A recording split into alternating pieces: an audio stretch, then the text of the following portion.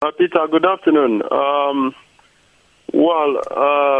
Nigeria is a country where one needs to be a bit apprehensive about some of these things, because if you wait too long, it could mar the whole process. So what we are trying to do is to make the international community and for Nigerians to know that there are some sinister moves to change the result of yesterday's election, and we're worried about that. Can you back your claims, though? How is it that you're able to determine, are these results posted and known at each particular site? Well, it is better not to speculate on the results so far until INEC announces the official result. But what I can tell you is that in each polling booth, there are representatives of each political party, and after the counting of the results, each person is supposed to transmit this to INEC official site and also to the political party's official site, so that they will know what's going on. So it is actually easy to know what's going on from all the polling booths.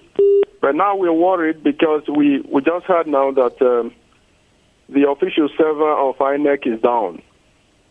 So the transmission center is down. So what that means is that we're not sure what is being transmitted from different polling units to that place.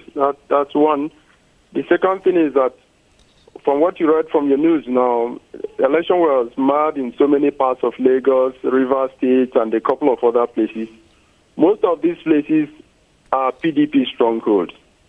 So we're worried about that. Yesterday morning, equally, it was all over in the news. The national leader of the All Progressive Congress, there were 2 bullion vans that entered his residence in Lagos. And he was asked this question when he went to cast his vote, and he said he has the right as a citizen to have a bullion van in his house. So we are not sure what the bullion vans were for. Were they money? Were they election materials? We are not sure. So we are worried about all these and many more. Do you know why this delay in announcing these results? Is it INEC server being down, or are you suspecting other forces may be at play?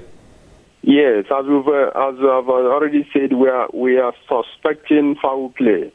I mean, by now we should be having at least some state trickling in terms of election, because these things are very clear. If you collect election in a particular center, you announce it and you transmit it, and it should be announced immediately so that every person will be in the know of what's going on. So the idea of delaying elections when many polling booths have, in fact, all the polling booths have already closed and elections counted, we are very, very worried about some sinister moves to change the will of the people of Nigeria. All right. So the INEC is independent, right? So who might be putting pressure on them, if at all? Well, as I had said in several interviews, INEC is independent on ground, on paper.